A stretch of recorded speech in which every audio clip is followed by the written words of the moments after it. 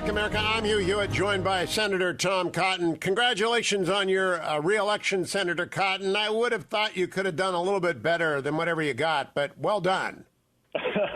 Well, thank you, Hugh. I appreciate that, and thanks especially to the people of Arkansas. I'm very grateful that they've entrusted me again to serve them in the United States Senate.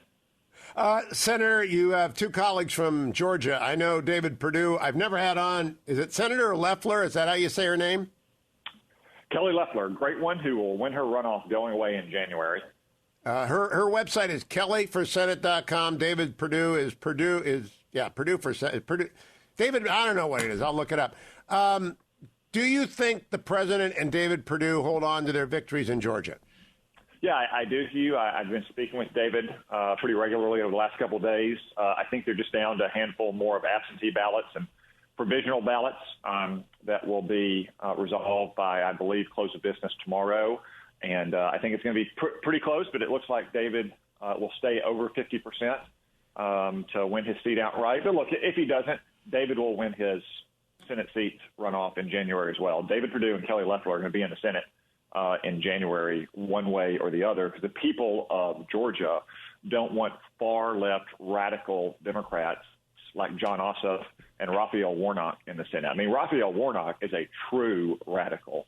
That was not really exposed during this campaign in the so-called jungle primary because no one had a reason to expose his record.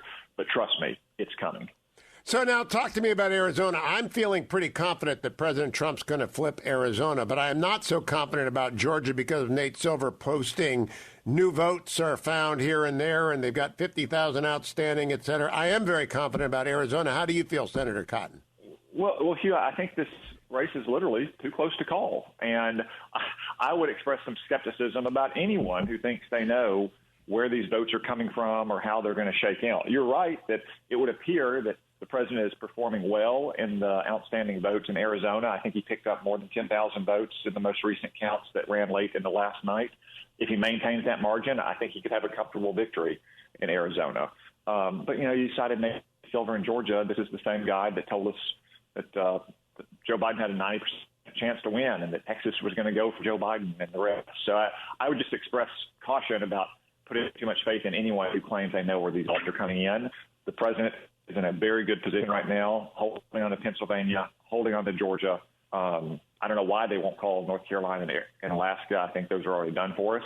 And he comes from behind in Arizona, and he's reelected. So, Senator, we're looking at a 52-48 Senate if what you say comes true, and I believe it will. How firm will Leader McConnell and the GOP caucus be should the worst come to pass and Joe Biden be the president-elect? How tough will they be on his nominees to make sure that he puts in mainstream Democrats, not radical socialists? You can count on the Senate to stand firm against the Democrats' radical agenda, which, Hugh, just suffered a devastating loss. I mean, these Democrats campaigned on things like packing the courts, making Washington, D.C. a state, giving amnesty to 11 million illegal immigrants. They boasted about that for the last 2 months, and they were crushed everywhere, Hugh. They lost in Maine. They lost in Montana. They lost in Iowa. They lost in Texas. They lost House seats, Hugh. The radical woke agenda of the Democratic Party was thoroughly repudiated. Now, I'll leave them to go through the thrashing and the soul-searching on their side, but I assure you, none of that nonsense will even come up for a vote in the United States Senate for the next 2 years. Have you spoken to the president since election night? I've not spoken with the president since election night. I've been in touch with some of his team, and they feel basically like you and I do. That they're in a good position to hold on to what they have in Pennsylvania and Georgia, and in a really good position to pull it out in Arizona. And that gives the president the electoral votes he needs. Is there a figure like James Baker to oversee? I think there will be litigation. Whether or not he flips states, Joe Biden will go Al Gore just like Donald Trump will go Al Gore. This is not going to go gently into the night. We got 6 to 8 weeks of litigation and recounting ahead of us. Who is in charge of this? And you can't say Donald Trump. He's got to run the world, and he's not a lawyer. Who is their number one go-to overseer of this, Senator Cotton?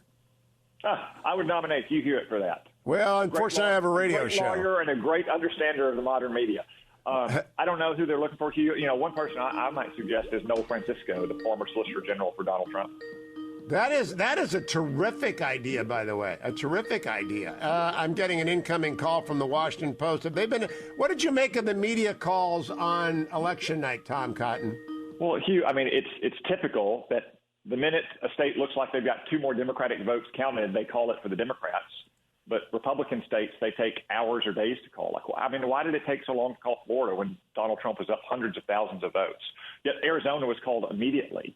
Again, it's just the typical media bias you see, and you saw the results that produced in the election, a historic outpouring of support for the president and for Republicans from parts of the country and from people who feel overlooked and condescended to by coastal elites. Senator Tom Cotton, congratulations. Another 6 years ahead in the Senate, if not other places. And we'll find out more about that as we progress. Congratulations, Senator. I know you won with like a 50% margin, but next time let's try and run through the tape, all right?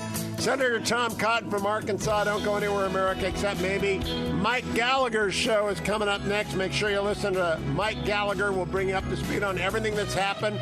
Stick with Salem throughout the day and make sure you get the information you need. Thank you, Dwayne and Adam. Thank you, Harley and Ben. Thank you, folks, for listening. I'll be back with the Friday Hugh Hewitt Show.